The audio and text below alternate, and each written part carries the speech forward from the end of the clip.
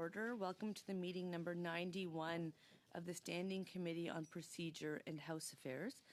The committee is meeting today to study the question of privilege related to the member for Wellington Halton Hills and other members.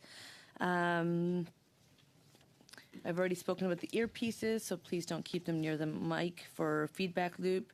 And we are amongst colleagues here, so I don't think comments have to be addressed to the chair. But as colleagues know very well, if any time I need to intervene, I will. But I know the honourable member who's here with us today, whose absence we notice in the House, is more than capable of handling this format, and he remembers it well. So the clerk and I will maintain a consolidated speaking list. And I will just be mindful that, yes, the motion that was presented asked for the honourable member to be here for, and I'm going to keep referring to you as the honourable member just because that's what you are for me, for 2 hours. If we can maybe expedite that time, it would be preferred by the witness today, but he supports the will of the committee, so if you'd like him here for 2 hours, he will be here for 2 hours. But if we could try to maybe aim for the 6-minute round, the 5-5, 2.5, 5-5, and then we can go on our way, that's also a really good option. So I'll leave it to members. Let me know what you think. With that, appearing today as an individual, we have the Honourable Aaron O'Toole, President of ADIT North America.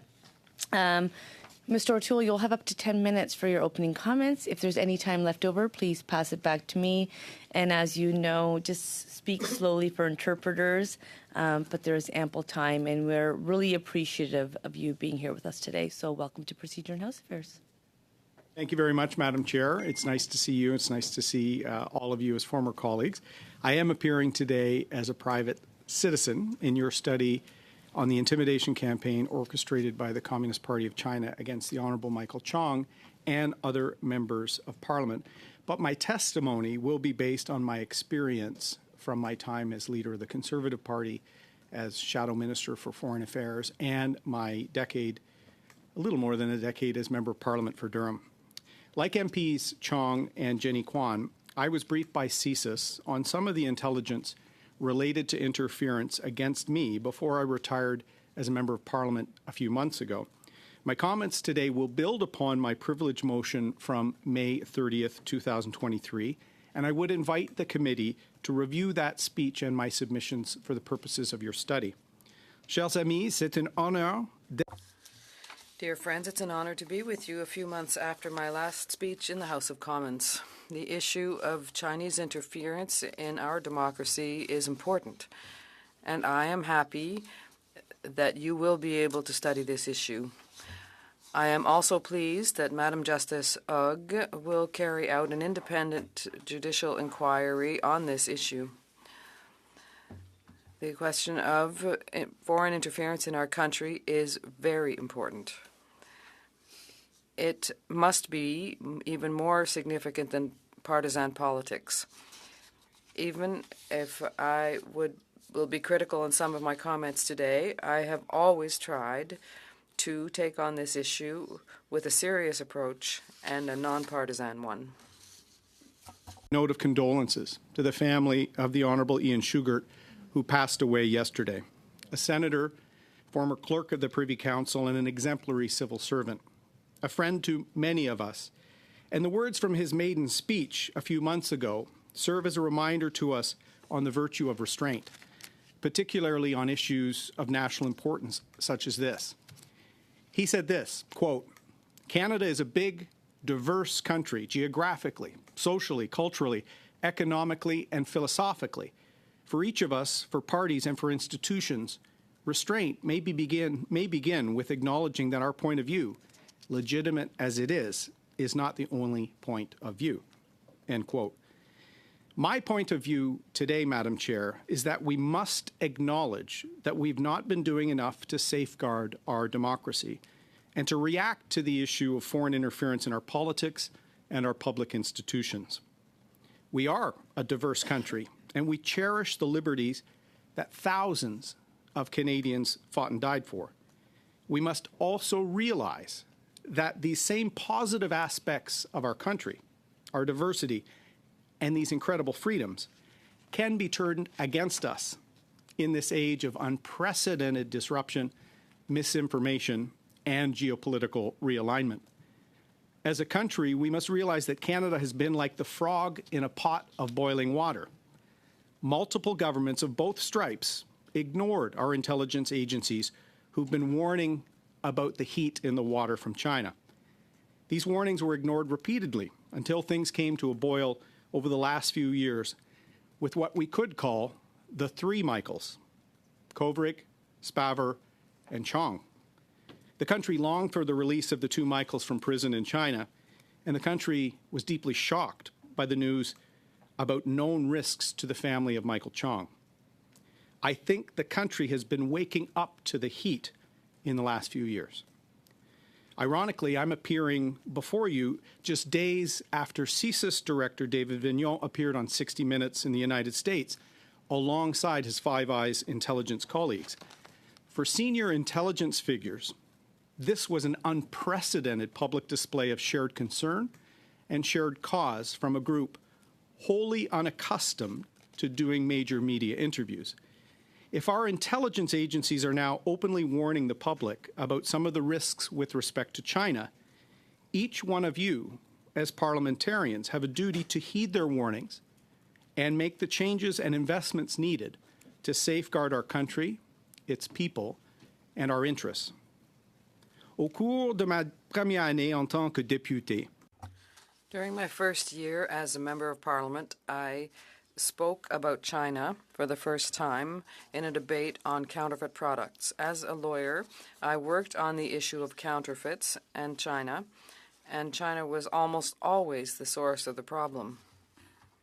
1 year later, I was Parliamentary Secretary for International Trade, and I had as a mission to defend the agreement on the freedom of information and protection of products with China, the FIPA.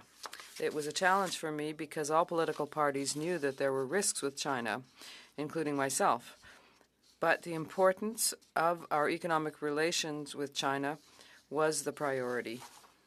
been a challenge for Liberal and Conservative governments alike because the economic opportunities were so important.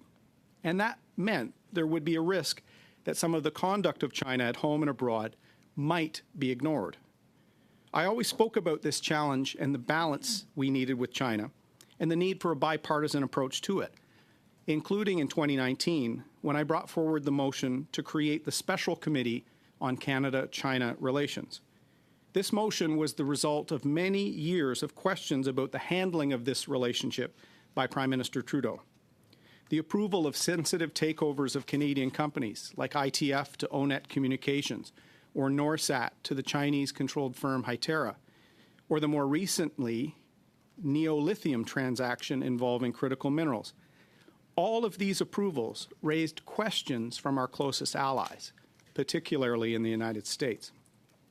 At the same time as the greenlighting of these deals, we had the government flirt with the idea of an extradition treaty with China.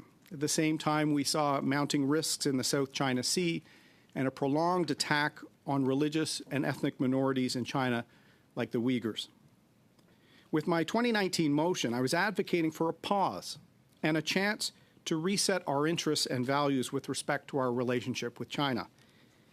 I also moved the motion for the Canada-China Committee on the first anniversary of the illegal detention of the two Michaels.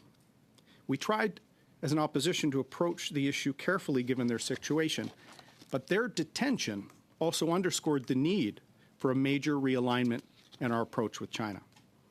Je suis fier du travail accompli par I'm proud of the work accomplished by the Special Committee on Canada-China Relations.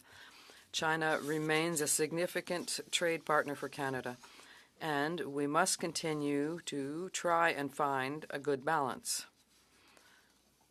Several years ago, I said that relationships with China will be the challenge of foreign affairs for the next generation. And because of that, we need to grow as a country and look at the risks seriously. began her mandate as Commissioner of the Inquiry into Foreign Interference just on September 18th. The work of this committee and the work of the Special Committee on Canada-China Relations can serve as a touchstone for her in this inquiry, and I invite Justice Ugg to follow these events closely and not have her review limited in any way or curated in an outcome-driven manner, as was the case with the Right Honourable David Johnston. In my privilege motion, I reference my briefing from CSIS in a very careful manner to ensure that intelligence aspects could be safeguarded.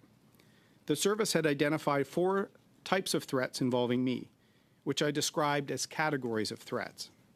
The first was foreign funding to undermine the prospects of me and the party I was leading. The second was the use of people on the ground in Canada through the United Front Work Department.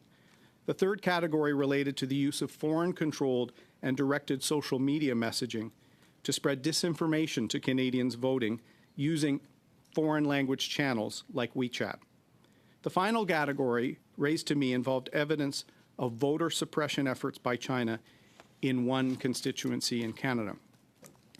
I was very careful in my speech in June to not disclose elements that would undermine our intelligence gathering efforts. So I will not discuss any of these issues in any further detail today. I think these examples of interference on their own show the seriousness of the problem.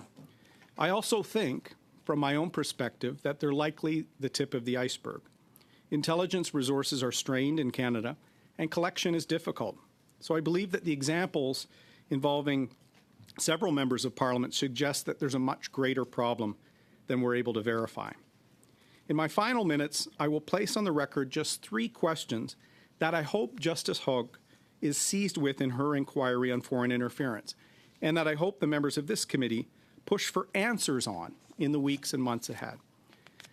Foreign interference can be defined as, quote, an attempt by agents of a foreign state to influence the opinion, views, and decisions of Canadians with the aim to obtaining a political, policy, or economic advantage, end quote. Friends, this is not my definition, but the definition given to the Public Safety Committee of Parliament in 2010 by Dick Fadden, who was then the Director of Canadian Security and Intelligence Service. Mr. Fadden defined foreign interference to Parliament because he was called on the carpet following a media report of a speech he gave in Toronto, when he revealed that CSIS had concerns about Chinese influence on 2 elected officials in Canada. This is 2009-2010. Mr. Fadden acknowledged that the Ontario provincial government was briefed on the issue with respect to one of their ministers that year. My first question, if CSIS had flagged concerns about a senior Liberal Party elected official for review in 2010, why did it take Minister Blair 4 months to authorize a CSIS warrant for the same person in 2021? My second question, it is on the public record that the Conservative Party raised serious questions about interference both during and after the 2021 federal election. So why did the person selected by the Prime Minister and the Privy Council Office to perform an assessment on the critical election incident protocol, Mr. Morris Rosenberg, not interview the Conservative leader or my campaign chair, who was my designated and security-cleared representative? My third and final question. At the start of 2021 federal election, the panel of 5 senior officials under the critical election protocol briefed the representatives of the political parties. The parties were informed that there were no serious issues of foreign interference to flag as the campaign got underway, and no significant issues of interference from the previous election in 2019. Because of good reporting and leaks of information, we now know about intelligence reports involving clandestine funding by China in the 2019 election. We know about multiple intelligence briefings to the Prime Minister in 2021. We know about the threat assessment involving a Chinese embassy official and the family of Michael Chong just before the 21 election. We now know that other MPs were targeted and that NCI COP had reported in 2019. With all this in mind, who made the decision to say that there was no significant cause for concern in the 2020 election? Dear friends, it is very important that we learn from our mistakes or errors of the past. Thank you very much. Thank you, Mr. O'Toole, I will just, for the record, put that your comments came in at 12 minutes and 55 seconds. So I think it demonstrates the importance of this file and the generosity of wanting to hear what you have to say. But, you know, what happens on one end then impacts the other. And we're all here to work together. So it's something that impacts members in the House. And with that, we will appreciate your opening comments and go into 6-minute rounds, starting with Mr. Cooper, followed by Madame Romanado, suivi par Madame Goudreau, et puis Mrs. Blaney. Mr. Cooper, 6 minutes. Thank you very much, Madam Chair. Thank you, Mr. O'Toole. Mr. O'Toole, when you appeared in the House to raise a question of privilege on May 30th, you stated that based upon the briefing you received from CSIS days earlier, that you were the target as a member of Parliament and as the leader of the Conservative Party of Canada of, quote, a sophisticated misinformation and voter suppression campaign orchestrated by the People's Republic of China before and during the 2021 general election, end of quote. I respect that you're not able to elaborate on the particulars of that briefing beyond the 4 categories that you have identified. Nonetheless, this information that you were a target of Beijing was documented and reported to officials within this government as early as July 20th, 2021, including the Prime Minister's department, the PCO, which received that memo. And yet, for nearly 2 years, you were kept in the dark, that you were a target of Beijing and continue to be a target of Beijing.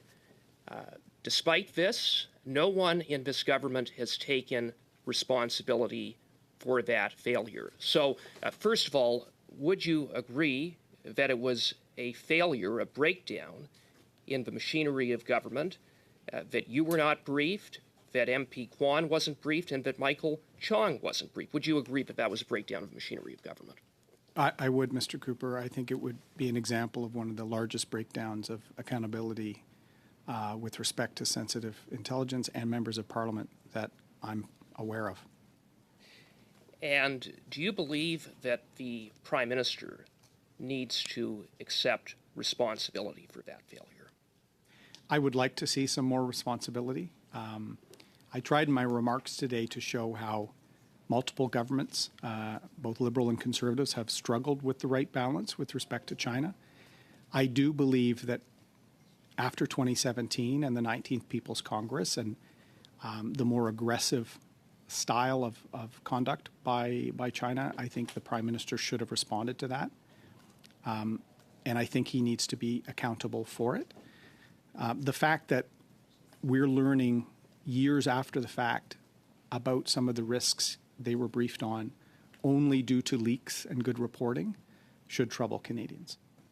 Thank you for that. I want to follow up on some of the questions that you posed at the end of your statement. And the first relates to the Rosenberg report, which I would note was released a mere 11 days after the explosive February 17th report of the Globe and Mail revealing an orchestrated campaign by Beijing to help the Liberals win the 2021 election and defeat certain Conservative candidates. Do you find the timing of the release of this report to be suspicious? Very suspicious, yes. And perhaps you could elaborate on why you think it was suspicious.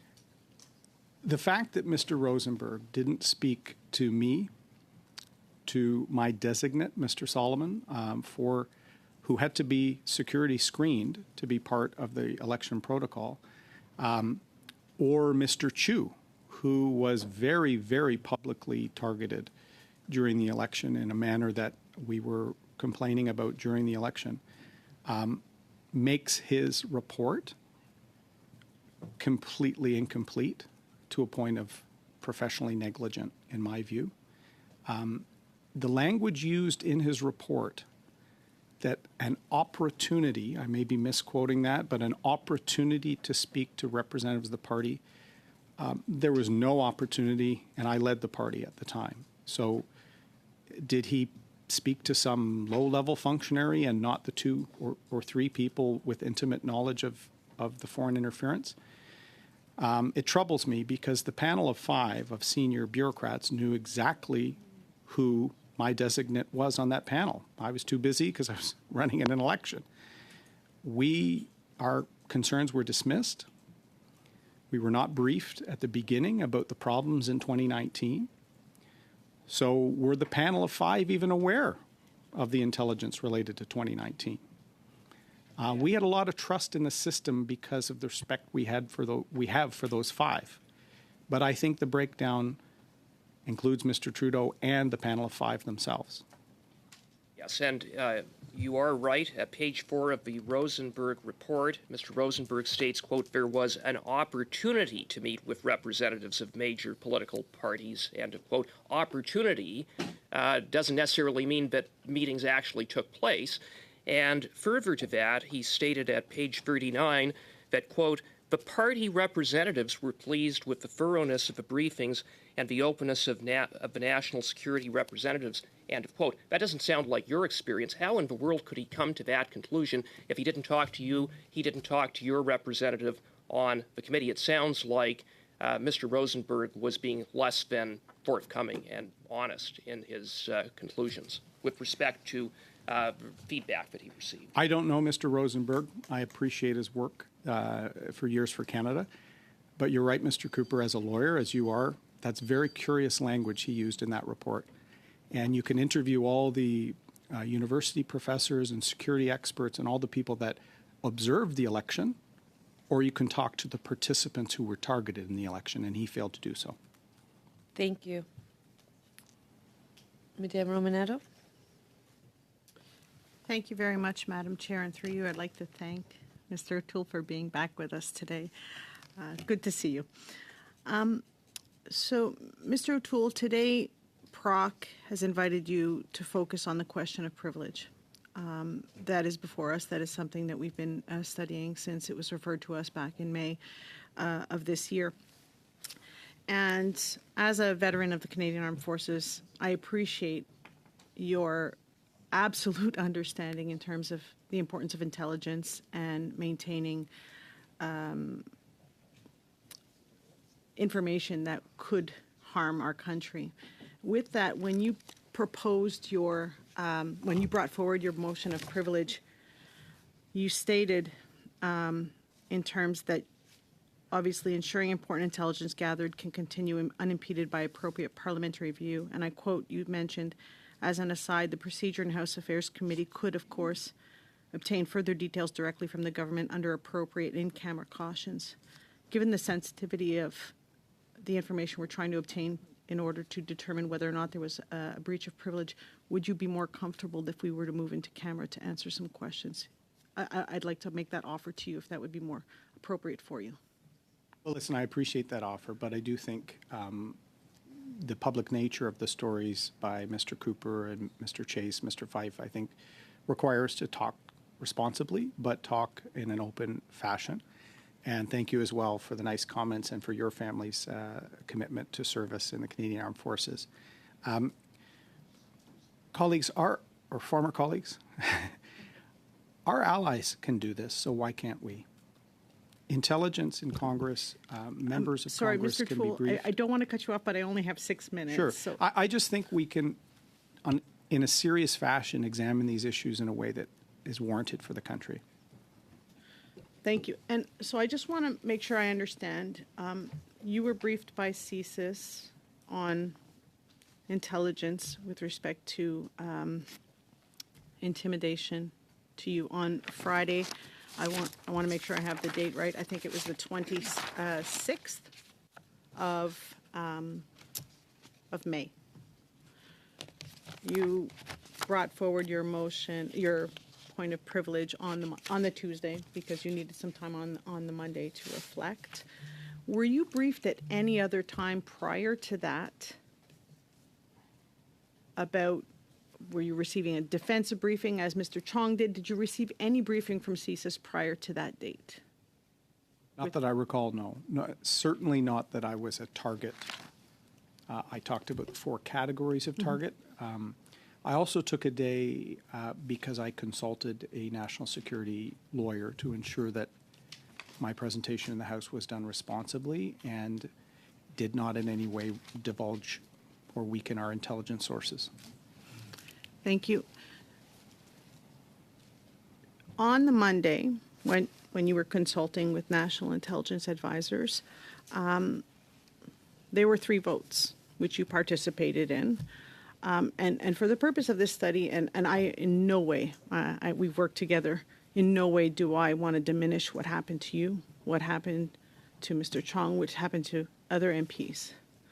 But the question of privilege is a question of, was the member prevented from doing their duty as a parliamentarian? And so in this question,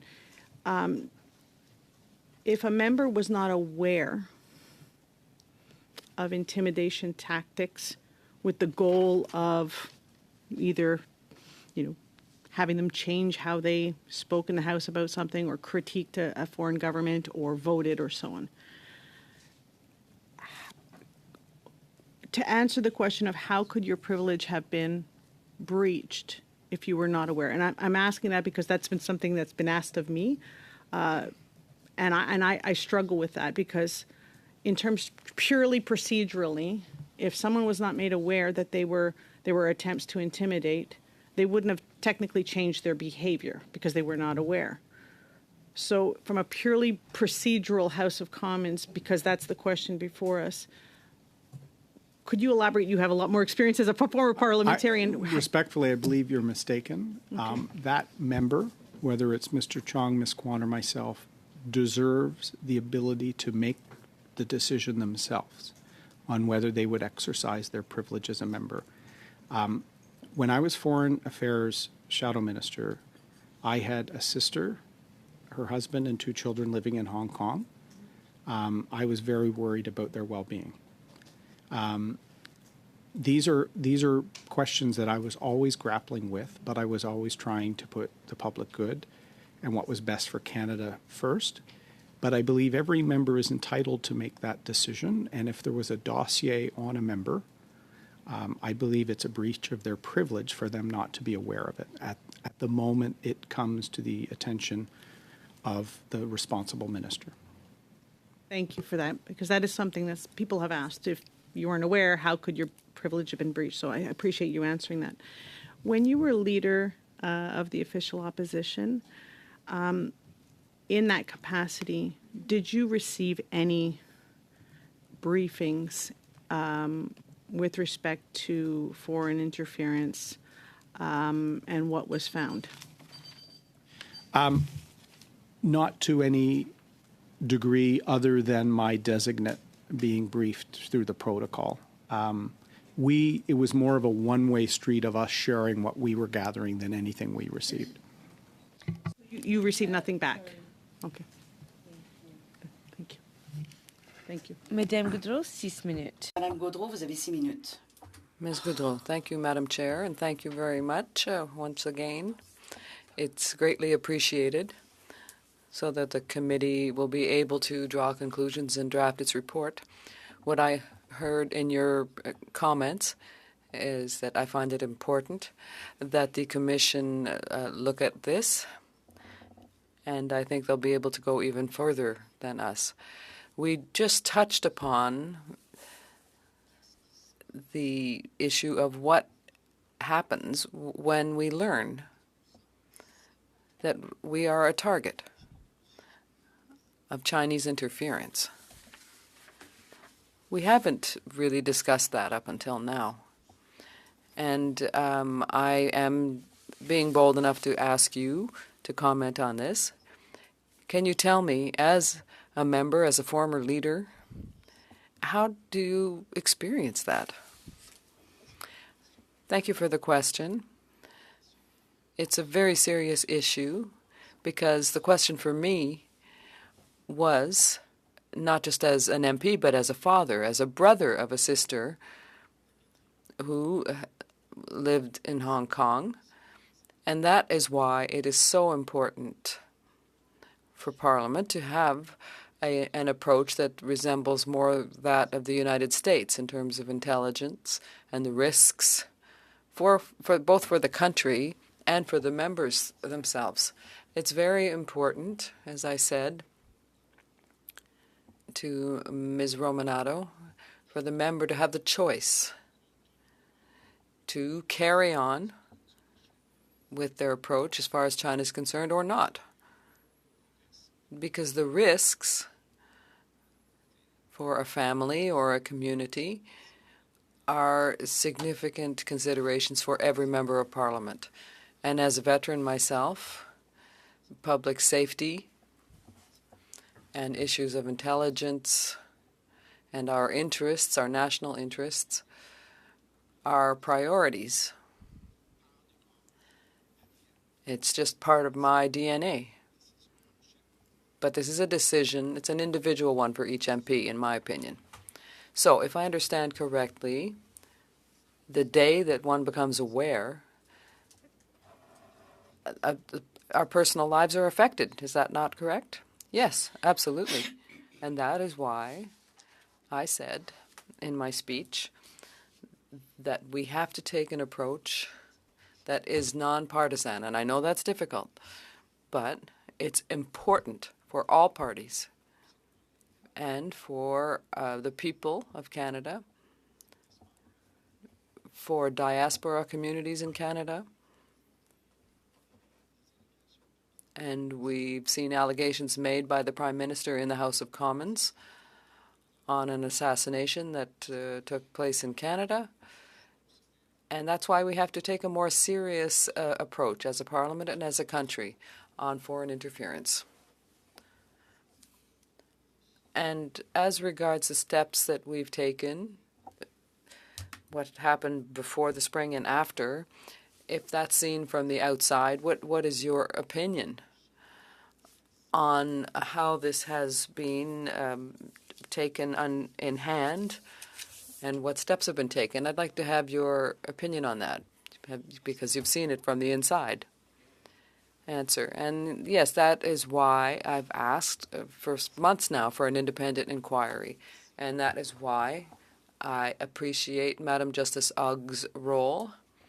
We have to have a serious approach that has no limits in terms of intelligence. But unfortunately, Mr. Johnson received only a partial briefing in terms of the intelligence. It was predetermined, and I have a great deal of respect for him. But now, after the allegations we've heard from Ms. Kwan, Mr. Chung, and the problems in 2019 and 2020, after the two Michaels, and after the transactions concerning our businesses, we have to have a more serious approach. And we have to examine the decisions taken by the government in a professional manner. That's not political, I hope.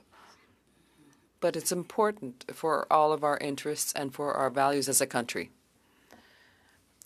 Yes, it's one thing to shed light on this, and the Commission of Inquiry only started on September 18th. But I really appreciate your three questions here because we took note of them. And they will be referred to, I'm sure. So I'd like to hear what you have to say. When this becomes a priority and someone has sounded the alarm, what do you think? And perhaps you didn't hear this, but Minister Blair, when he came, clearly told us that it was our role to put pressure on stakeholders and having said that, if there's something urgent and important that we all agree on, is that we should have a registry for foreign actors. So we are tabling a bill on that. And what do you think of that? Well, we need a registry, that is clear. But in my opinion, every writing counts. If there are allegations of interference in a riding in Vancouver or whether it's in Markham, all of our ridings are important, and every MP is important. So we need to have a positive result.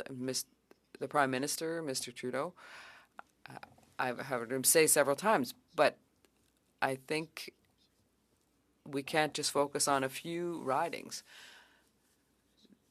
Those constituents deserve a serious inquiry. Thank you very much. I know that Ms. Romanado has more questions and Ms. Gaudreau has more questions too, but your comments are really important for the investigation we've undertaken, because as you know, and you participated in this, it's very important work. So on that note, 6 minutes to Ms. Blaney. Well, thank you, Chair, and thank you so much, Aaron, for being here with us again. It's good to see you. And I think, what is very clear in your statement and also in your service in multiple ways to this country is that making sure that the trust of Canadians in our institutions is a key focus, and that we must continue to do all that we can to build that trust. And right now there's uncertainty in Canada, and I think it is really important that we take a non-political stance on this and really get to the challenging parts and create solutions so that people can have faith in our system. And I think it's important. One of the things that Mr. Chong, I think, did an incredible job of doing before this committee was really outlining sort of the steps that happened. The first thing that he talked about, of course, was that he had a briefing from CSIS where they talked to him about how to notice if there was signs of foreign interference, and gave him some helpful tools to help him note that. There was no discussion that in any way he was being targeted. It was given to him as something to just have as information. After that, he met with CSIS more than once, but all of those times were directly because he requested it based on what he was experiencing and wanting to share what he was experiencing with them. And then, of course, he found out about what was happening in a Globe and Mail article, which is not, I think, any member would want to have that experience, to find out that you're personally being targeted, your family and loved ones are being targeted through an article. I think that was, one of the most embarrassing moments, I hope, for this place. So I guess my first question to you, and I'll have a couple of follow-ups, is around the briefing. What Mr. Chong said was that he hoped that what we would see in terms of this process was a briefing for every member of Parliament about how to notice signs of foreign interference, to make us aware of what we could be looking at in terms of our day-to-day work. And I'm wondering what your thoughts are on that being the most basic of steps moving forward. Thank you, Ms. Blaney. One thing I think important for Canadians to understand is when the term target is used, it means you were the target of an interference operation or measures designed to interfere. We often think of target in a much more aggressive way as well, but it doesn't always mean that. It could mean observation, it could mean tracking, but that is equally concerning. And so I think it's important for us to realize that I was targeted, and I've been advised that I will continue to be a target because of some of my concerns over the years about the conduct of the regime in Beijing. So I think Mr. Chong is right in the fact that we need a system, and this is something that I think this committee can be seized with simultaneous with the work Madam Hogg will do on the independent inquiry, is make recommendations on how we can have parliamentarians outside of NCICOP who can never tell sensitive information, but allow for a mechanism for risks to be outlined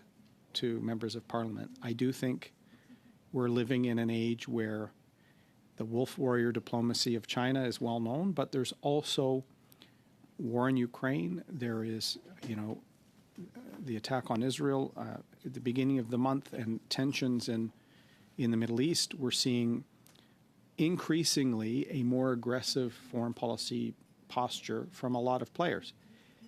MPs should not be restrained in their action for their constituents and for their values, and making sure we have a mechanism that if a threat or an issue is flagged, I believe the Member of Parliament, regardless of party, should be aware of that and should be equipped to be protected. Our democracy is very important, and we should be willing to make some changes and some accommodations to defend it. Well, thank you for that. One of the things that we've heard repeatedly in this study, and then, of course, in our other study on foreign interference in elections, is that there's a threshold of intelligence. So sometimes information is coming in, it has to be assessed, and there's a desire to make sure it's fulsome before it's actually delivered. I'm not sure that the particular incidents we're talking about meets that, but from your background also in military, I'm just wondering what your thoughts are and what is the threshold that you would feel more comfortable with? Well, that's a very good question, Ms. Blaney, because I think the thresholds used to date need to be questioned. Part of my final questions that I outlined that I think Madam Hogan and this committee must examine, the critical election incident protocol and the group of 5 were or should have been aware of all the allegations from 2019, of the unredacted NCI COP report, of the briefings Prime Minister Trudeau received in January and February of 2021. They should have been aware of the intelligence with respect to the official at the Chinese embassy and Mr. Chong's family.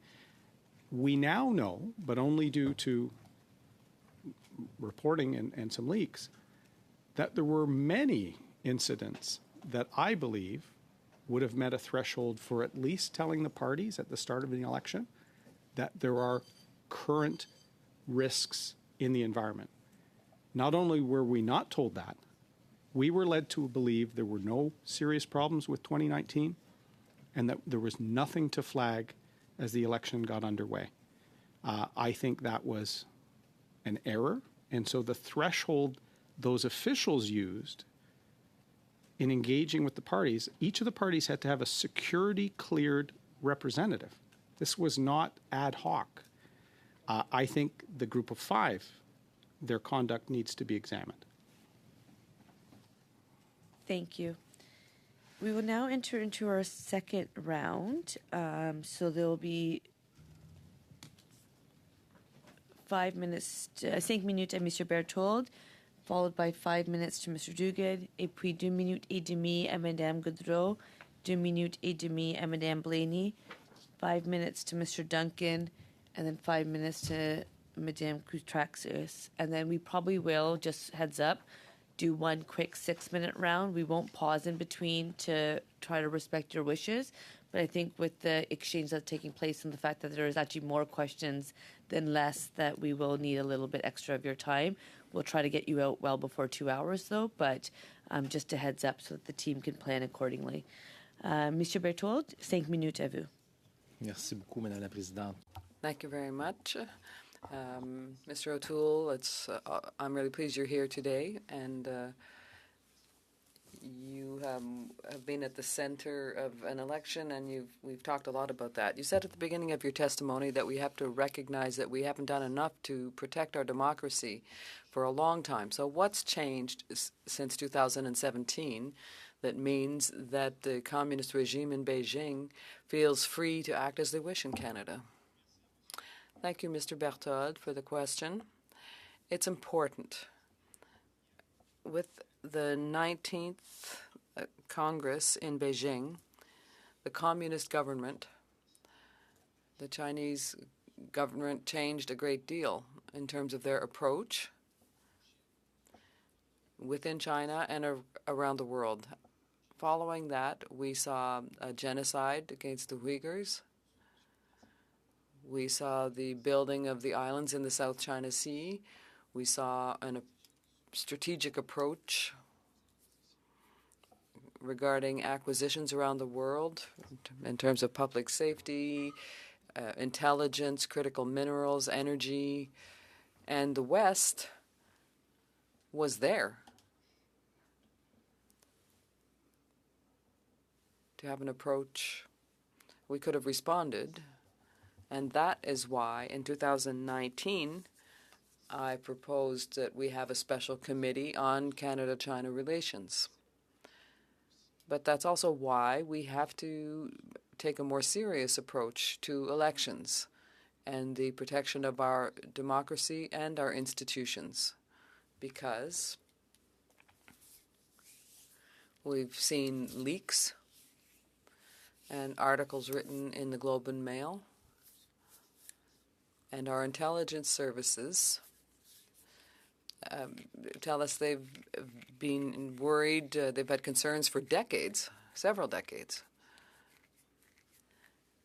And we've only taken the opportunities for that were economical, but we haven't looked at human rights issues and international security. And that's why we have to have a nonpartisan approach, if possible, but also to provide the resources to our intelligence agencies and have an approach with the members of parliament and senators that is more serious in terms of the risks to them. So that is why the work of this committee is so important. Well, there's definitely been a change of attitude on the part of the regime from 2017 that you saw, and that brought you to propose the creation of the Canada-China Committee. But unfortunately, what you're saying today is that we have a lot of information, but we don't seem to be reacting quickly enough even at that. We've seen that even this last summer, including the Prime Minister and the Leader of the Opposition, were victims of spamouflage. That's a new word for us that we're learning today. And yet we feel like the government to this day, whenever we talk about foreign interference, always talks about the Rosenberg report and says there's no problem in Canada, everything has been fine. So what should be the attitude of a government that really wants to fight against this foreign interference, in your opinion? Thank you for the question. A former ambassador, Mr. David Mulrooney, said that the Prime Minister was naive in terms of China, and that's the case, particularly after 2017. We need a more, we've seen a more aggressive approach by China on the international stage, and it's important to have a strategic answer to that and to defend our democracy. And I will say that is important for MPs like Mr. Chong and Ms. Kwan, but it's also very important for the Canadian Chinese community, the diaspora in the greater region of Vancouver, for example, and Toronto. It's important for every single citizen to have the right to vote without interference and without intimidation and without pressure by actors, foreign state actors, and with our articles on interference and police agents and police stations, that we are faced with this problem and we have to act. Thank you very much. Mr. Duguid. Thank you, Madam Chair. Good to see you, Mr. O'Toole, and like others, I want to thank you for your service to our country, your service to our Parliament over the years, and thank you for the tribute to Ian Shugart, who I had the good fortune to work with when he was ESDC deputy, but he was instrumental in bringing the National Microbiology Lab to Winnipeg, working through a great regional minister, Jake Epp, progressive conservative. Madam Chair, Mr. O'Toole mentioned foreign interference has been with us through conservative and liberal administrations. All of those administrations needed to do more, and we need to address the issue seriously now in a non-partisan, country-first way. And I'm a new member on this committee, as you know, Madam Chair, and I'm no procedural expert, but my understanding is that motions of privilege are dealt with expeditiously. We've had 34 witnesses, Mr. O'Toole. You are the 34th, and I believe the last. But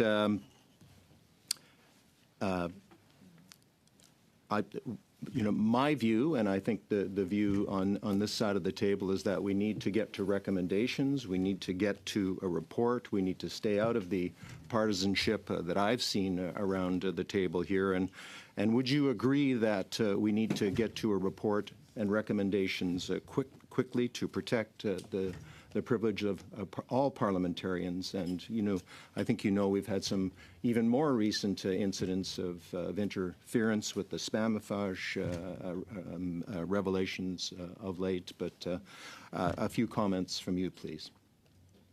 Thank you, Mr. Duguid, and it's nice to see you and all of you. And if my treatment had always been this great, I wouldn't have left. No, I jest, but it's so important that I don't want to suggest that you need to constrain your inquiry and move immediately. What I tried to do with my presentation here today was to give some questions for you to think about, give you my perspective, try and talk about how both Liberal and Conservative governments have struggled to find the balance. And as Mr. Berthold said quite well, the balance became even harder to strike in 2017. So the fact that Madame Hogg will be doing her inquiry, you could conclude before her and she could use your work. But I think that inquiry will be quite comprehensive, so it doesn't mean you have to finish before her.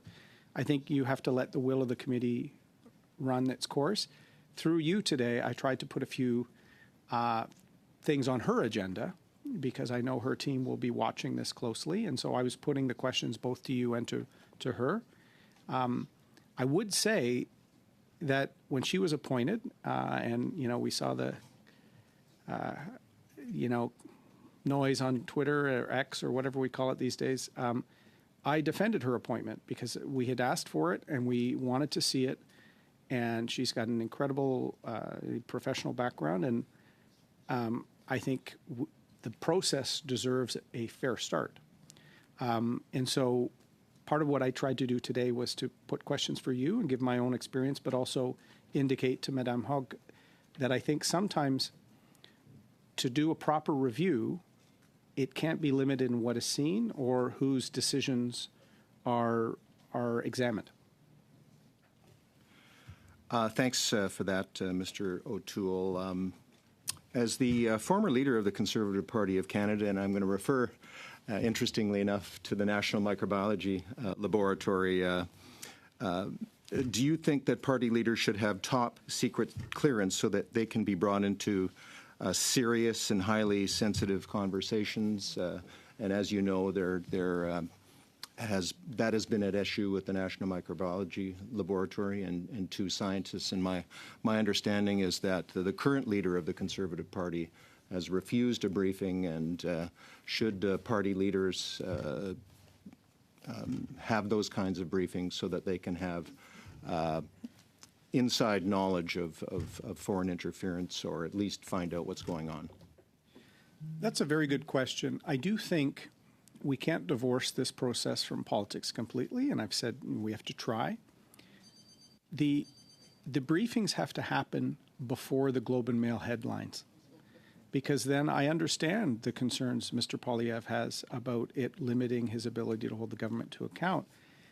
And if you want to talk more about the National Microbiology Lab in Winnipeg, the former speaker, now I've noticed former, Mr. Rhoda, had to go to court to demand that the will of Parliament be fulfilled with respect to our questions about the lab. So the time when the Prime Minister should have brought the Leader of the Opposition, who at the time was me, into concerns about investigations of employees and ties to the Chinese military should have been before the eruption. And that's why I think the fixes you can bring are longer term.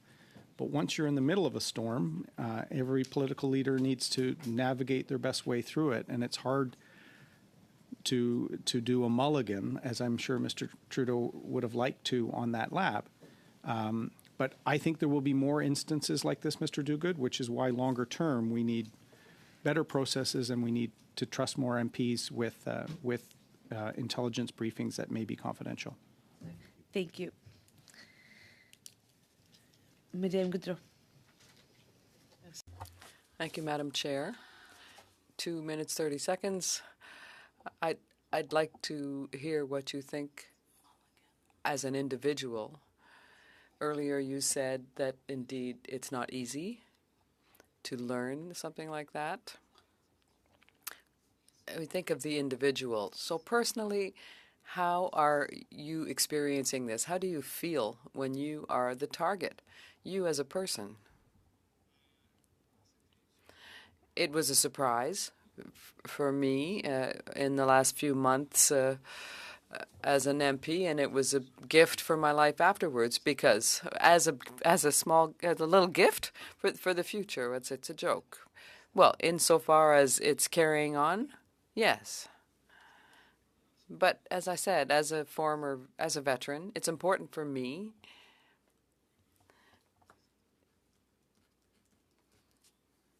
It's important to put our interests as a country before our own concerns.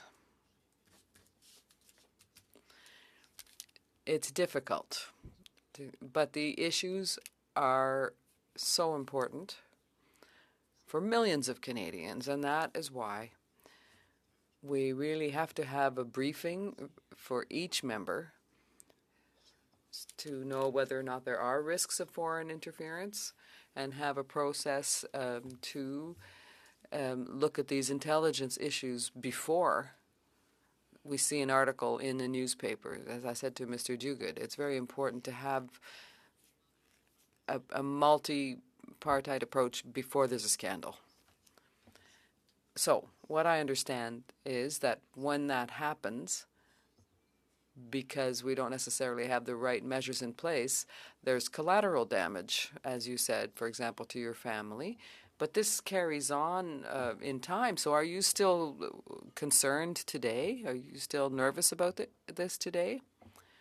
Well, listen, my family is the most important thing to me. It's primordial, and I'm proud of the time I spent in politics.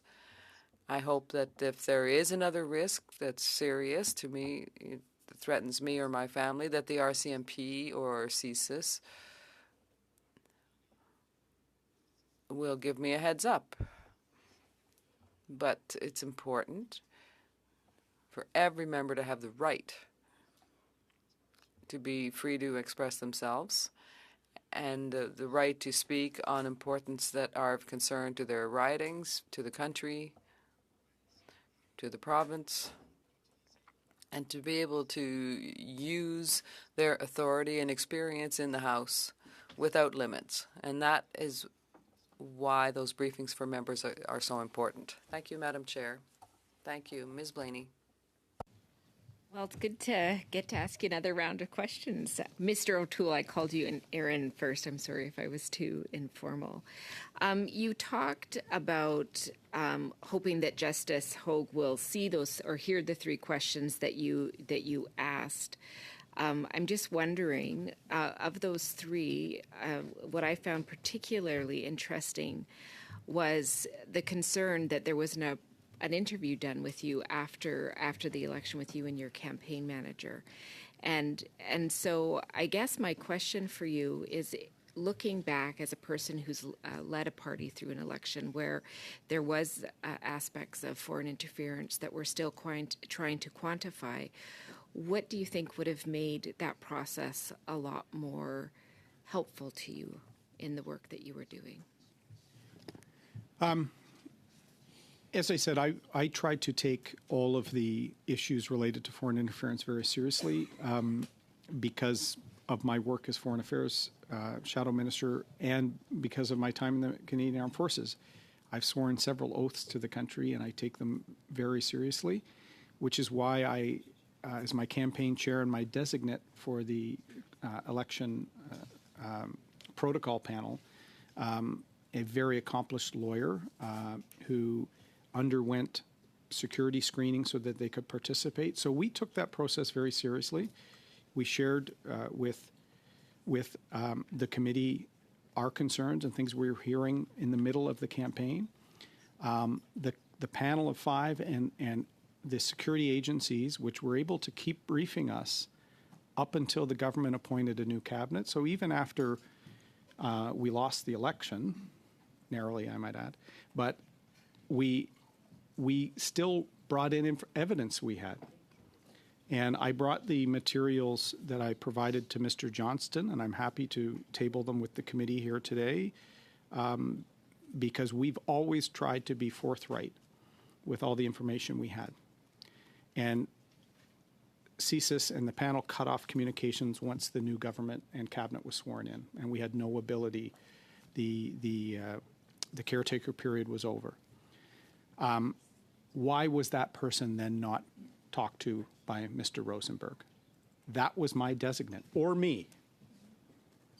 The fact that those two people who had been the subject or source of concerns about interference weren't talked to in the examination of the 2021 election is a colossal failure in my view.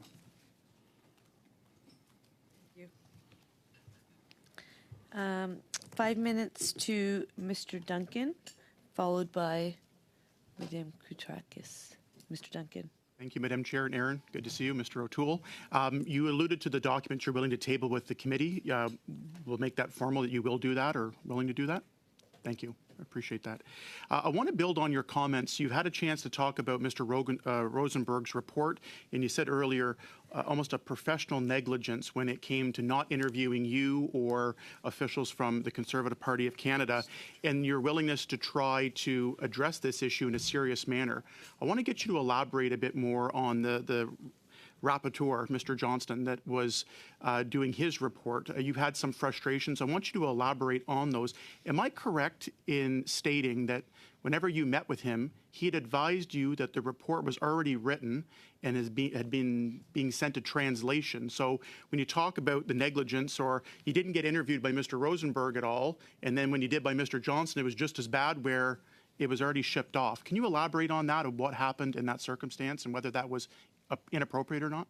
Thank you, Mr. Duncan. And I did feel like it was window dressing. The very fact that the first investigation into the election didn't talk to the people that had raised issues about the election, I would give that an F if I was a professor, or it wouldn't survive in the private sector, that type of approach. Leave aside that Mr. Rosenberg had the Trudeau Foundation connections. I haven't focused on that, but I raised those in the House in 2018, 2019. Very inappropriate choice. Mr. Johnston, the Right Honourable David Johnston, a Canadian I have profound respect for, it really disappointed me, and I have great respect for Ms. Block as well, one of the country's finest litigators. The very fact that the draft of their report was at translation, and late in the meeting they acknowledged that to me, was profoundly disappointing. It was like I was a checkbox on a list, and I provided them and knew more information than they did. And in intelligence, not every fact is right. It is about assessing gray, but you can also give a curated view of intelligence to drive to an outcome. Who provided that curation to Mr. Johnston? I elaborate a bit further on that. You'd mentioned you provided a bunch of new evidence and information. Mr. Johnston didn't then go and say that he didn't change any aspect of his report. He did not come back to you afterwards and say, thank you, this did help change the conclusions or anything that was included in his final report. He told me my contributions were appreciated. As I said, I do think in his way he felt he was doing what was best for the country in his view.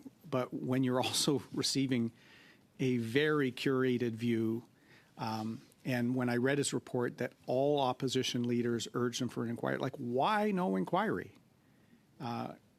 What is there really to fear with sunshine and bright lights? And so just having spoken to him and seen how, in legal terms, you'd say closed mind by the time they were talking to me, it was very disappointing, given the fact that I now know that I was targeted and that our intelligence agencies knew about that targeting of me, because I got my CSIS briefing after my time with Mr. Johnston.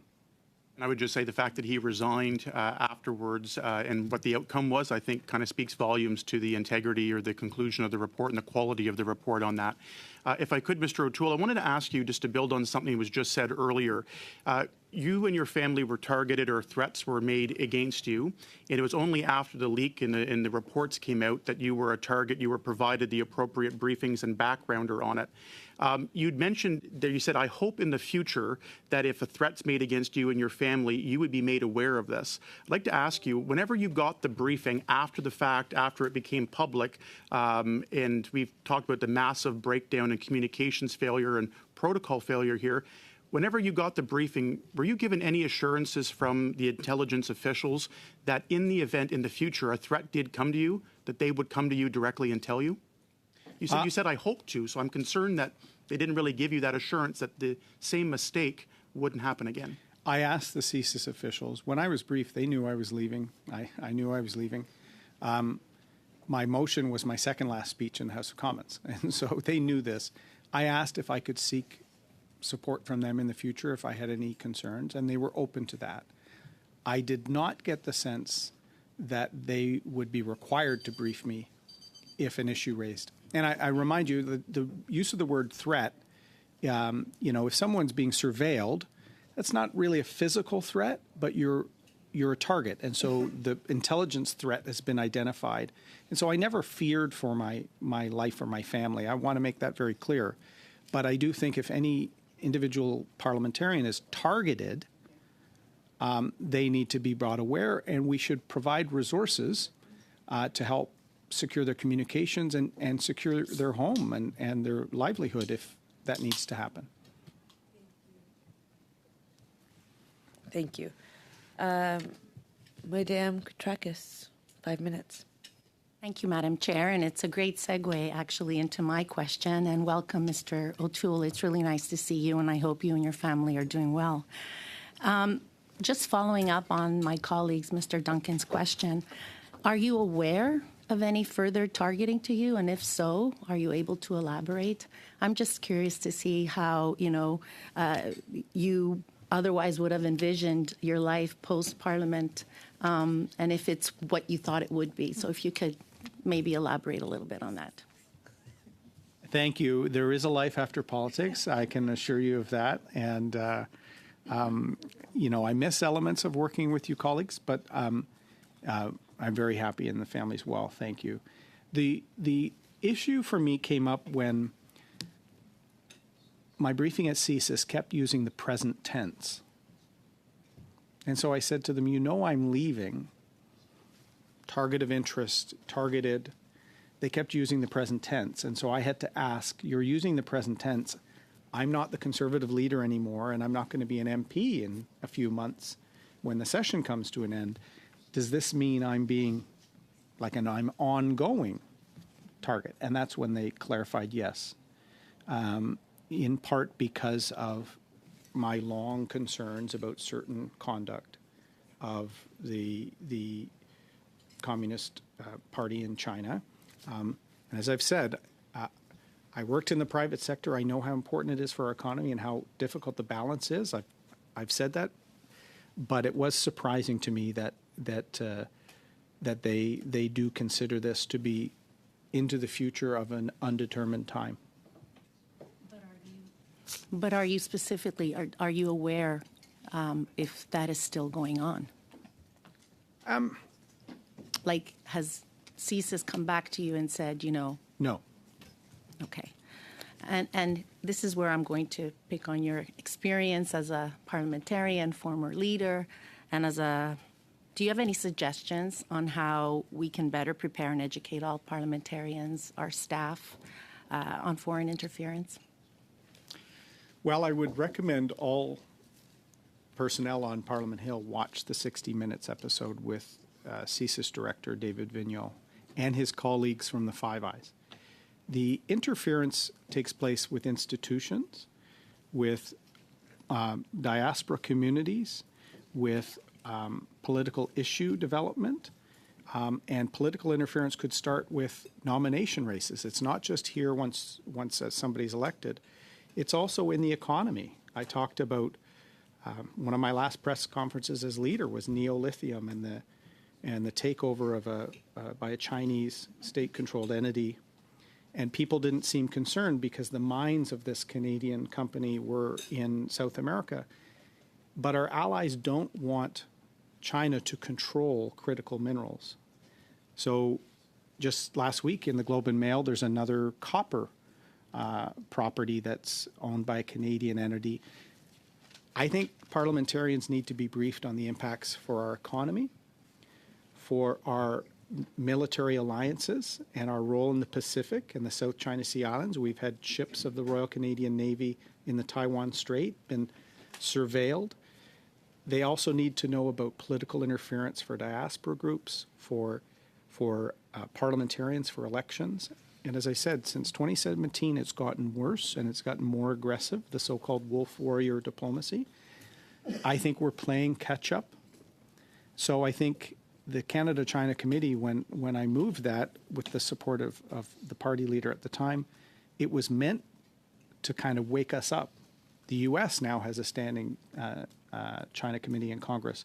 So I do think that there needs to be regular briefings, more interaction with our security and intelligence agencies on all parts of this dynamic relationship. And as Mr. Vigneault said in 60 Minutes on the weekend, even property purchases and things in Canada are being tracked because China plays the long game, and we have to start playing it as well.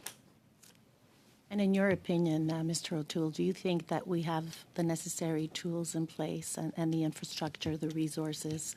Are we in a better place today as a result of all the conversations that we've been having? That's a great question. I think we're getting towards a better place, and I think some of the tough questions, some of the tough answers you probably feel I'm giving, it is part of what I said in my speech. We were the frog in the pot, and we didn't notice how hot the water was getting until really the two Michaels, and I added a Michael. I think now Canadians know. We still have to find the balance from an economy standpoint. It's not easy, but equipping parliamentarians, protecting parliamentarians, I think should be central to a nonpartisan approach. Thank you. We will now enter into our last and final 6-minute round, starting with Mr. Calkins, followed by Mr. Baines, puis Madame Goudreau, ending with Madame Blaney. Mr. Calkins. Thank you, Chair. It's great to see you. Aaron, Mr. O'Toole. So I want to get back to your comments about the site task force. As you know, both Mr. Solomon and Ms. Michaud appeared before this committee. Can you just confirm that during the 2021 election that the site task force actually did provide regular briefings to your representatives, and at least that's what they claimed. Did we actually receive those briefings? And if we did, were they useful? Thank you, Mr. Calkins. Nice to see you as well. We did receive briefings. So the structure of the program functioned. I think its effectiveness is wanting. And what Mr. Solomon told me, and as I said, I delegated this to him and in part a little bit to Tasha Michaud, my chief of staff, because I trusted they would brief me. And I was hearing from candidates on the ground, particularly Mr. Chu, but we were also hearing it in and around the ridings of Bob Soroya in the Markham area, that there was a lot of activity and WeChat and some in-store and in-person and intimidation. And our polling numbers were off the charts, yet the results didn't come back. So if people are scared to vote, they're not going to show up. And so we were reporting incidents we were hearing from the ground. And Mr. Solomon and Ms. Michaud told me they always had the impression that they were being listened to, but not heard. And we wanted at some point for the threshold, as Ms. Blaney referred to it as, to be met, for at least a warning to be given with respect to certain social media channels, WeChat in particular.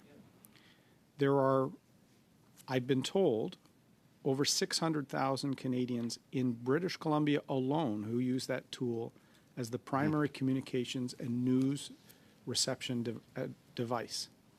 I'm sure my colleagues from the Fourth Estate behind me don't like hearing that, but a lot of people get their news from WeChat and Facebook, and if that's being corrupted, we needed to warn people to just take a second look, and that warning never came. So, cabinet ministers have come before this committee, some are former cabinet ministers now, speaking about the robustness of the system that they put in place.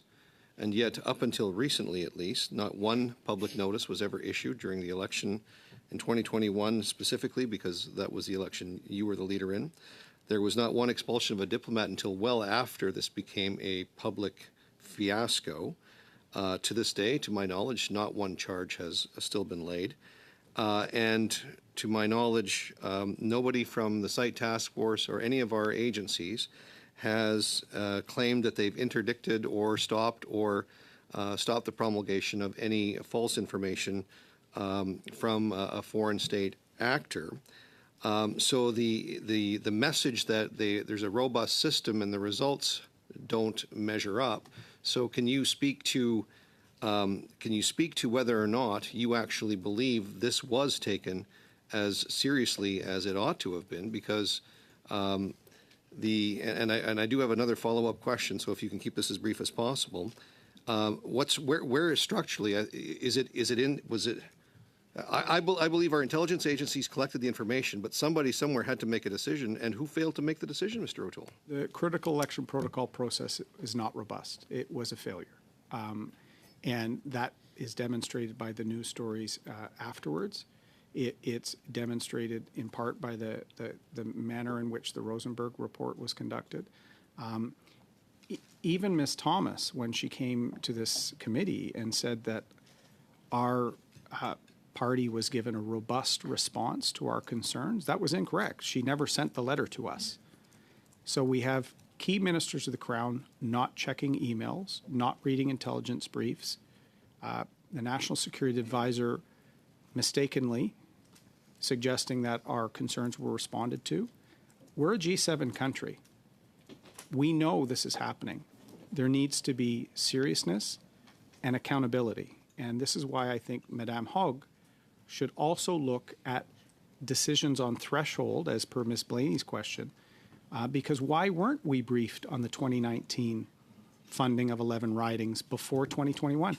Mr. Solomon wanted, and said this specifically to the panel, we want to keep Mr. O'Toole away from fundraisers where there might be influence. And they couldn't or wouldn't tell us that it was happening. Certainly they didn't tell us that 11 candidates had been funded in 2019. So colossal failure might be the best description of the process. Thank you. Madam Chair, I'm going to cede the rest of my time to Mr. Cooper. Thank you very much. Thank you very much, Madam Chair, and I will be moving the following motion. That in relation to its order of reference of Wednesday, May 10th, 2023, concerning the intimidation campaign orchestrated by Wei Zhao against the member for Wellington, Halton Hills and other members, and in relation to its study on foreign election interference, the Committee A acknowledge the failure of officials in the Prime Minister's office and the Liberal Party of Canada to provide relevant information to this committee that they had indicated they would undertake to provide. B, order the production within 3 weeks, of all, not 3 minutes. Order, it's long past due, I've got to say, but order the production within 3 weeks of all documents which contains the names of 1, the Liberal Party campaign manager for the electoral district of Don Valley North in the 2019 federal general election, 2, the campaign manager for the 2019 nomination campaign of Han Dong for the Liberal Party nomination in the electoral district of Don Valley North, and 3, the field organizers and senior Liberal Party officials responsible for the Greater Toronto Area and or the City of Toronto during and leading up to the 2019 federal general election. C, Direct the analysts and clerk to prepare for the members of the committee within 3 weeks a report on all undertakings given by witnesses who have appeared during these studies and the status of those undertakings, other than the undertakings referred to in paragraph B. D. Direct the clerk to contact any witness who has not completely satisfied any undertaking referred to in the report prepared under paragraph C. Okay, I'm going to pause. I have to pause. And I'm going to pause for two reasons. First of all, the interpreters, which everybody has stated on the record at one point or another, are important for the work they do because we have two official languages. I know you shared it with the clerk. The clerk has circulated it around, but the interpreters don't have the wording. And I don't think it's actually really complicated for us to say, I'm moving a motion. Can we please make sure it's circulated and you get the floor back? We've done this on numerous occasions. The second concern I would like to raise is that Mr. O'Toole had asked that he be able to leave by quarter after. We knew that other people had additional questions. This is now the third time where Conservatives feel they can use their round, but other people can't have their questions. And I feel like we can do multiple things at the same time. So I am going to pause to make sure the interpreters get the motion because the floor is Mr. Cooper's. But I would welcome comments from other parties as to if you would like your time or if we should be seeing the witness be able to leave. And I would like those comments, but I will pause just to make sure interpreters have it. I'll take a thumbs up when you have it. I don't see them having it. So we're just going to make sure the interpreters have it, and then we'll get Mr. Cooper back. I will do a quick round to find out where colleagues are at because we do work on a consensus basis. And this motion, Mr. O'Toole, as you know, was something that all people have worked together to get to. You're interrupting a motion. Yeah. Point of order, Madam Interpreters Speaker. don't have it. Point of So order. I'm pausing. Thank you. So we stay on pause. Suspending? What happened? So the interpreters do have it. Mr. Cooper, you were on D. Yes. D. Direct the clerk to contact any witness who has not completely satisfied any undertaking referred to in the report prepared under paragraph C to request that it be satisfied within 2 weeks of the clerk's request. And E.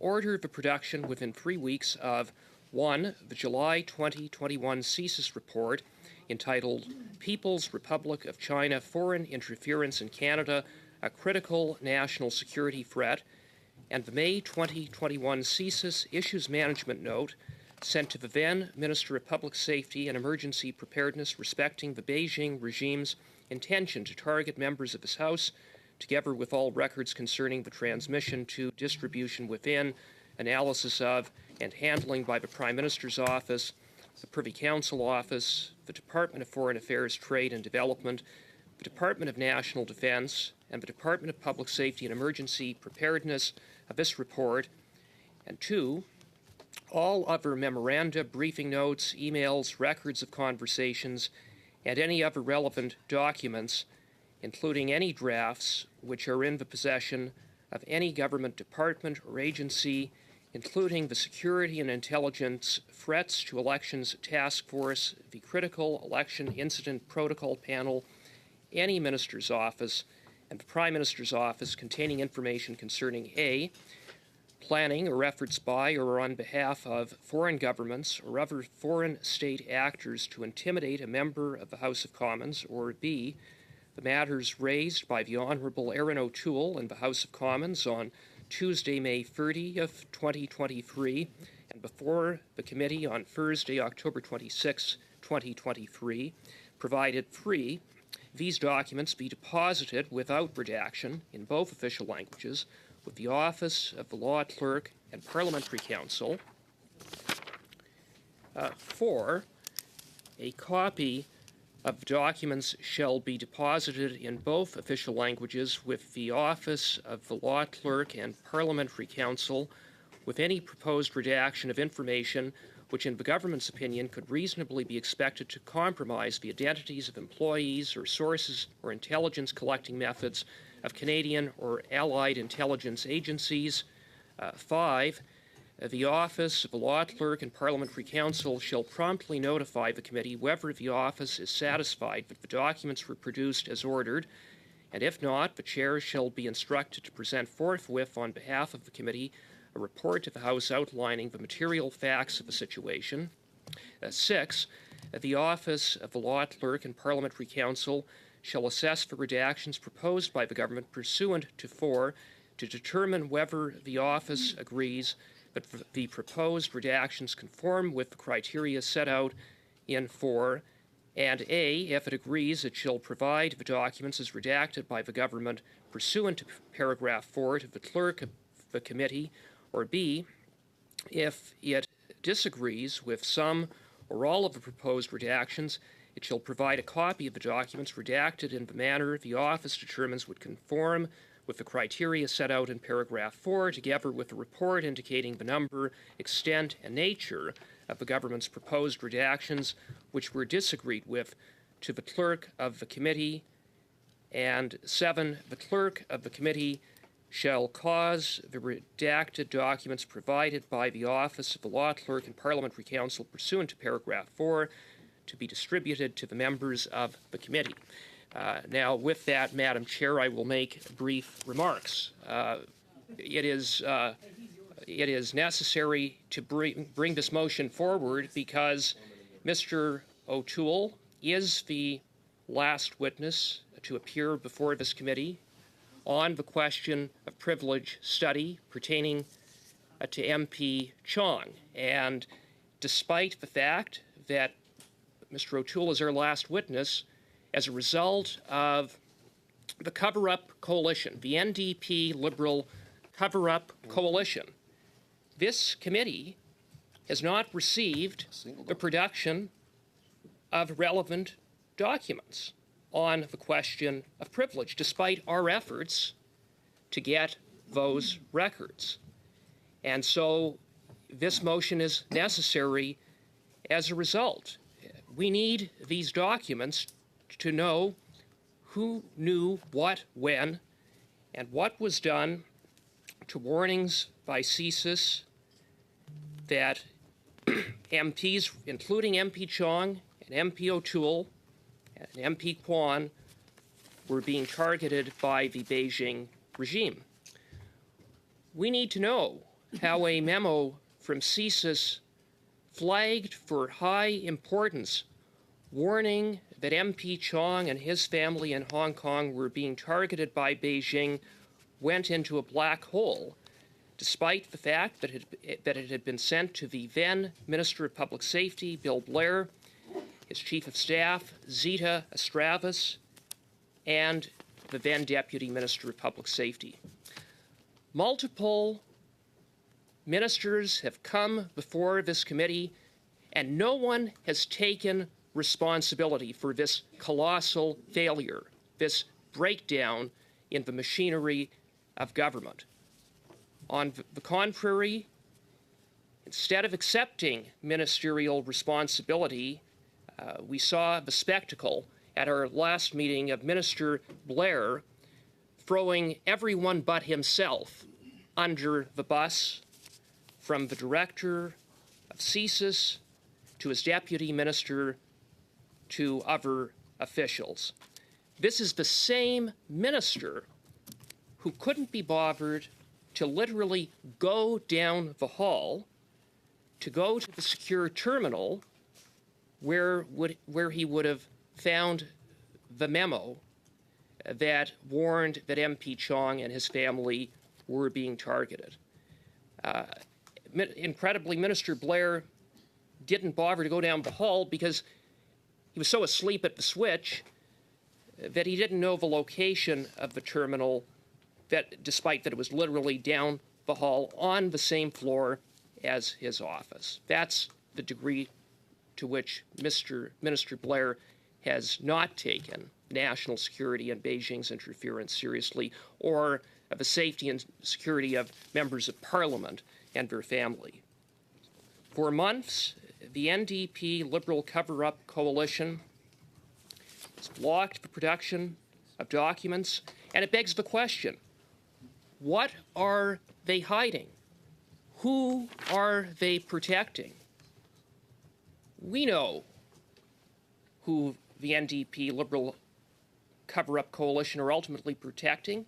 They're protecting an incompetent and corrupt Prime Minister who has refused to take responsibility for turning a blind eye to Beijing's interference despite receiving multiple warnings and being briefed on multiple occasions. This is part of a pattern of a complete lack of transparency from the time that revelations of Beijing's interference first came to light last year. And we still have undertakings all the way back to April from PMO officials, including the Prime Minister's Chief of Staff, Katie Telford, as well as the Prime Minister's Senior Advisor, Jeremy Broadhurst, that have still not been provided to this committee. Is that being open? Is that being transparent? Is that working with this committee as they undertook to do? It's part of a pattern of a lack of transparency. It's part of a pattern of cover-up by this Prime Minister and his PMO. And so, now that we are at and have heard from the final witness as part of the study on the question of privilege, we need the documents in order to be able to prepare a fulsome report. We need to have all of the facts. And in order to get those facts, we need to see the receipts, we need to see all relevant documents. And that is what this motion provides for. And so I hope that the members of the NDP Liberal Cover-Up Coalition will do the right thing, support this motion so that we can get the answers that MP Chong deserves, MP Kwan deserves, former leader of the Conservative Party, Mr. O'Toole deserves, and frankly, all Canadians deserve. Thank you, Madam Chair.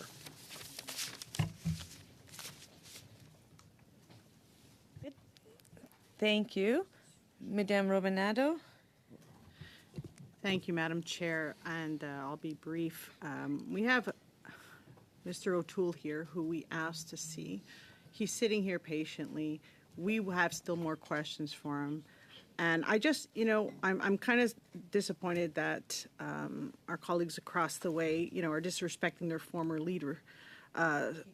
And so, I'm just going to quote what he said when he was leaving politics. And he said, "Performance politics is fueling polarization, virtue signaling is replacing discussion, and far too often we're just here using the chamber to generate clips, not to start national debates." And that's what exactly is happening right now.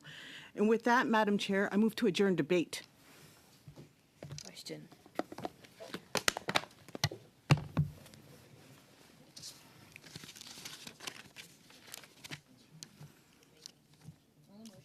A recorded division to adjourn the debate. Ms. Romanado, Yes. Mr. Duguid, In favor? Madame Koutrakis, We. Mr. Baines, Yes. Mr. Gahir, In favor? Mr. Cooper, No. Mr. Duncan, No. Monsieur Berthold, No. Mr. Calkins, No. Madame Gaudreau, Oui. Ms. Blaney. Yes. The yeas have it. So, Mr. Toole, I'm going to try to get you out of here as quickly as possible. And I will just ask colleagues who recognize that he did ask to be out of here a half hour ago. And I think we can be mindful, some of us can be mindful of that. So I'm going to go over to Mr. Baines. You do have 6 minutes, but try to be concise, please. Thank you, Madam Chair, and I will, and I'll be sharing some time. I'll do a quick question and share some time with my colleague, Ms. Romanato. And thank you, Mr. O'Toole, for joining us today. And it's good to hear that there is life after politics. Hopefully, looking forward to that at some point. To Mr. Cooper's point, this is about the safety of Canadians, and when we're talking about transparency and trying to get to where we need to, as you've articulated and said, that we need to find, common ground and make sure we're looking at solutions and recommendations that will, mitigate some of these challenges. I'm concerned. I have a very diverse community in my riding. I represent Stevenson Richmond East, where the UN recognized Highway to Heaven is. It's a 5-kilometer stretch of road with over 20 different faith-based institutions, all next door to each other, living in harmony. So it's a great community. I've grown up there my whole life, and I'm concerned about them and every member in this House. So, and you talked about errors of the past, and, I want to raise that, it's widely known, and CSIS officials have sat where you are and told committees that that under the Harper government, a number of MOUs were signed, entered into directly with the RCMP that allowed 25 China communist agents to come here, enter the country, and look at repatriating people that they thought were criminals that they need to take back home. And a number of them were deported during that period, about 290. As well as 2,900 citizens were influenced, shall we say, and it was suggested that it would be in their best interest if they came back to China because some of their family members were being threatened by the regime. So, a government that you were a member of admitted foreign agents into Canada to intimidate Canadians. And the same agents that you're saying that are targeting you. So, it's clear that this set a terrible precedent. Don't you think that was a bad decision? And were you at any time aware of that happening to you? That those agents could possibly, has that ever been mentioned to you? Well, I think what you're referring to, Mr. Baines, goes back to 2008, 2009. I wasn't here until the end of 2012. But I'll tell you, when I joined the Conservative government of Prime Minister Harper, there was already a concern about some of the transactions he had approved and about the already declining approach in Beijing with respect to human rights, with respect to more aggressive foreign policy. And this was almost a decade before the 19th People's Congress. Richmond, we have to be here to defend the people of Richmond, of your riding, probably the epicenter of foreign interference. From my limited ability to review things, diaspora communities are scared if they have family still back in, I used to say mainland China, but now Hong Kong is included in that. And so Hong Kongers in the GVR in Richmond have real concerns if they feel that they even appear on a voter's list. And if a Conservative had won that election, they feared for family back home. And so I think we have to make sure that whether it's United Front activities, whether it's reports on police stations, I tried to say several times in my remarks there were mistakes made by the Conservative government with respect to trying to find the balance on China. And this is why, with things now public, we have to really tackle this.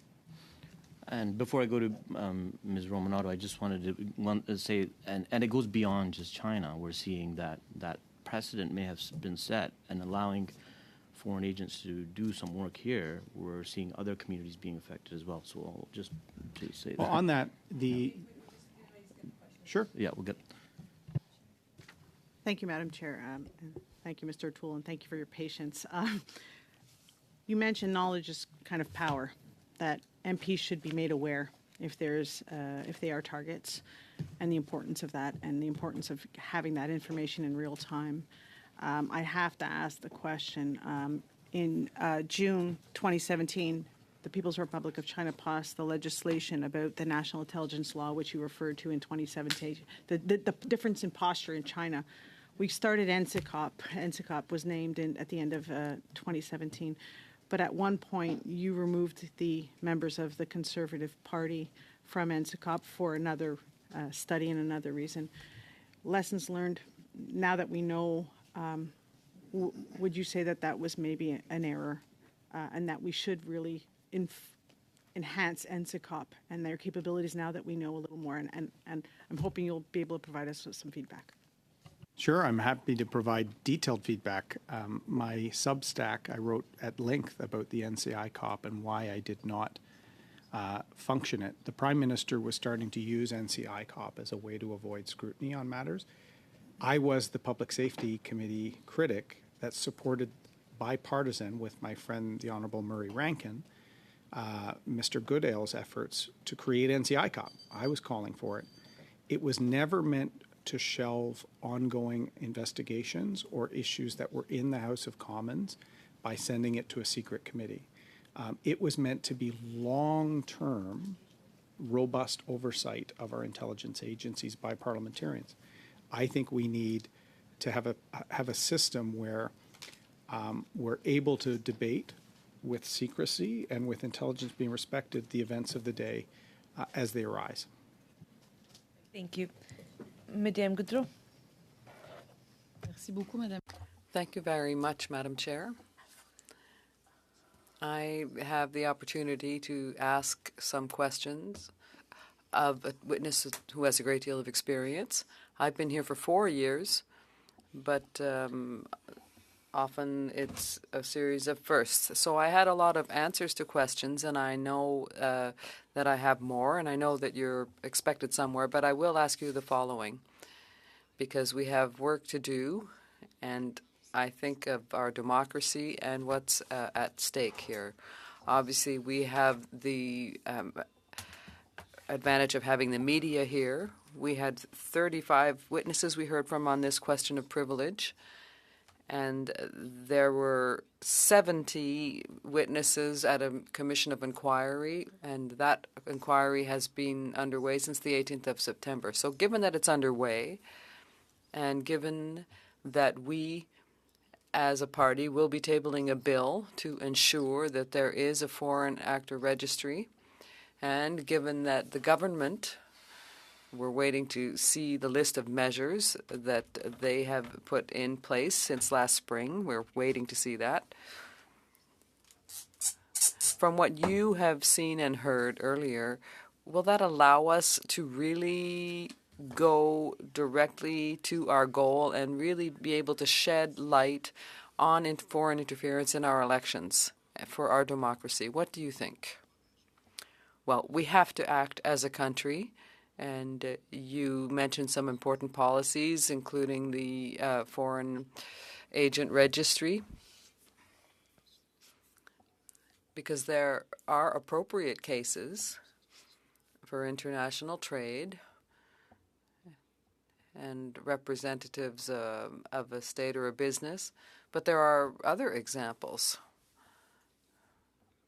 where there are problems, perhaps. So we have to invest more into our intelligence systems and have more information for MPs and senators, because this is a complex issue.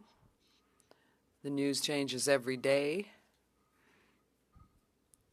and it's really important. It's crucial for MPs to have complete information on their own safety and security, for their ridings, and for the country. And that is why this study that this committee has undertaken is so important. Okay, the study is important, but what I understand is that we'd also like to have a report with recommendations that will allow us to act. So I've understood that to shed light on the issue, we need that. But you were saying to me that the Commission of Inquiry has work to do as well, and we need to put pressure on the people that we know are important. So my final question, when we heard from Mr. Après, il nous avait dit Solomon, he said that there were silos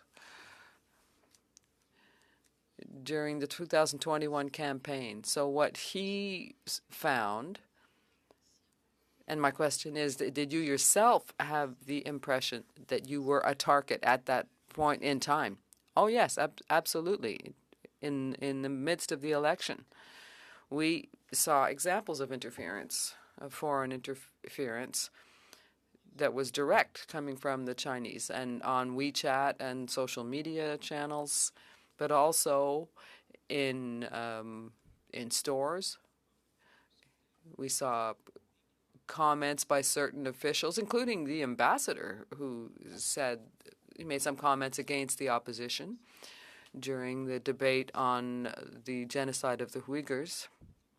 And that is why we asked for some warning for the Canadian Chinese community, particularly in the suburbs of Vancouver and Toronto. And the level for a warning, Ms. Blaney's issue, is very important. We really need to study the approach we took during the last two elections. I thank you, Madam Chair, and I thank our witness for having hidden all of this time with us. Thank you. Thank you, Ms. Blaney. Well, thank you for your card, Mr. O'Toole, but it looks like we are going to get our last round together, which I'm really excited about. So my question, and I appreciate you understanding how important it is that intelligence, CSIS and whatnot, they need to meet a threshold, and identifying what that threshold seems to be part of the problem here, because I think we all can agree that the process that has happened in your regard, in of course MP Kwan's regard and MP Chong, is just not the threshold that we want to see.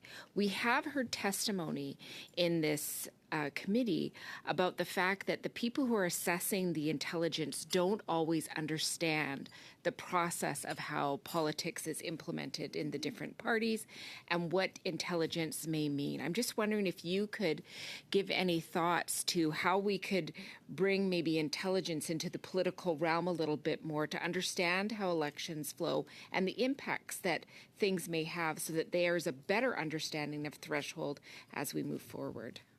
That's a great question. I didn't know perfectly the word for threshold en français in my response to Ms. Gaudreau, but that's what I was talking about in terms of level. We have to make sure that the level is not ridiculously high and totally disconnected from an election campaign. I do think the protocol and the panel of five had no clue how elections were run and the importance of foreign language social media channels. The voters in a dozen or so ridings of Canada that were subject to intense misinformation and pressure don't watch the National or CTV or Global. They are drawing their news from channels that are controlled by a foreign entity. And without the ability to even alert them, some of the messages I saw, Ms. Blaney, about me, I probably wouldn't have voted for me. And the panel knew this, but I don't think they had a comprehension of swing type ridings. If you suppress a few thousand, 5,000 votes, it's a completely different election. And that's what I believe happened. But it wasn't just on WeChat, for example. And so my questions that I've left the committee, I certainly believe, with what I've read in the papers, not what the site panel and others told me, but what I've read in the papers certainly met the threshold of at least warning the parties, all parties, people that were security checked, at least warn them of what had happened in the previous election, what the Prime Minister had been briefed on, and certainly the case of Mr. Chong, which was just a month or so before the election. And going back to Mr. Duguid's questions, remember the Parliament dissolved when the Speaker was taking the government to court over the Winnipeg lab. We had the Uyghur genocide motion. We had a number of issues that even publicly the ambassador from China was commenting on. And to now know there were a lot of briefings at a level that I certainly think met the threshold.